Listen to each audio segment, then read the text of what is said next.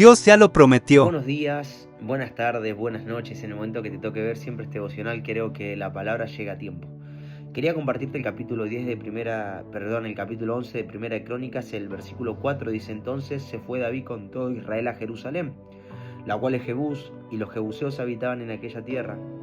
Y los moradores de Jebús dijeron a David: no entrarás acá. Mas David tomó la fortaleza de Sión, que es la ciudad de David. Y David había dicho: al que primero derrota a los jebuseos será cabeza y jefe. Entonces Joab, hijo de Sarvia, subió primero y fue hecho jefe. Y David habitó en la fortaleza, y por esto la llamaron la ciudad de David. La promesa ya estaba, el cumplimiento ya estaba, el reino era de David. El pueblo se había levantado, ha ido en pos de David, diciéndole: bueno, ahora vos sos nuestro rey. Vos sos del que del principio sacabas a Israel a la guerra y lo volvías a traer. O sea, el respaldo de Dios ya estaba aún antes de ser rey. Tiene que ver un poco con lo que hablábamos el otro día acerca de entenderte que cuando hay un llamado y un propósito de Dios, ya debemos comportarlos como que ese propósito está vigente y se cumplió en nosotros. Aunque todavía no lo veamos, porque ese respaldo ya estaba sobre la vida de David, esa responsabilidad ya estaba sobre sus espaldas.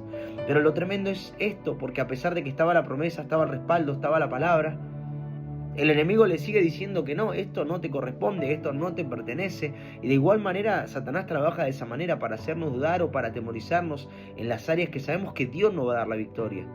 Dios prometió cosas sobre tu casa, sobre tu familia, sobre tu salud, sobre tu economía. Dios te prometió. No fue un pastor, no fue un líder, no fue una persona, fue Dios. Y hay que creerla y confiar en que Dios te lo va a entregar. Aun cuando el enemigo te dice que no. El enemigo siempre te va a decir que no lo vas a lograr, que no vas a llegar, que no vas a poder, pero uno tiene que confiar y creer en la palabra y estar decidido a conquistar aquello que Dios ya te entregó. Y lo tremendo de este capítulo, porque sigue hablando también después de los valientes de David, fueron hombres que hicieron hazañas, que hicieron cosas extraordinarias que me gustaría que lo medites en tu casa y que lo leas, porque cuando nosotros nos vamos a la historia y al trasfondo de esto, él los tenía en la cueva de Adulán.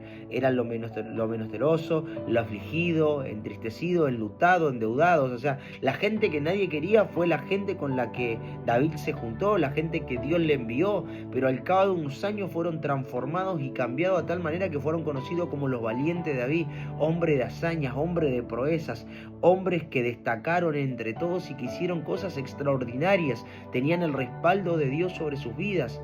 Entonces David era un hombre de propósito, y cuando hay un hombre y una mujer de propósito, la gloria de Dios se va a dejar ver. Vas a transformar tu entorno, vas a transformar tu alrededor, como dijo Jesús, que ellos se transformen a ti y no tú a ellos, dando a entender que nuestro espíritu es el que va a levantar los espíritus caídos, el que va a levantar a los demás, el que lo va a motivar, el que lo va a sacar adelante, porque hay propósito y hay planes. Si nosotros pudiéramos entender lo poderoso que es el llamado que Dios te dio, que Dios te entregó, cómo Él va a usarte, cómo Él va a bendecirte para levantar a muchos. No es solamente para nosotros, para que yo me levante, es para que levante a otros. No es para que yo pueda fortalecerme, es para que fortalezca a otros. Siempre Dios piensa en plural, no piensa en singular.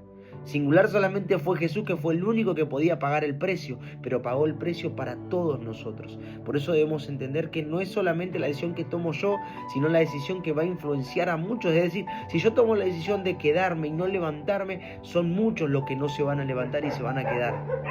Por eso tenemos que entender esa responsabilidad, ese llamado que Dios tiene, y entender que a pesar que el enemigo se levante para decirte que no, Dios ya te lo prometió, Dios ya te lo entregó, y esa es la mayor fortaleza que podemos tener, saber que Dios no nos va a fallar, que Dios no nos va a dejar y que Dios va a estar con nosotros. Que Dios te bendiga mucho y no te olvides compartir. Saludos, bendiciones.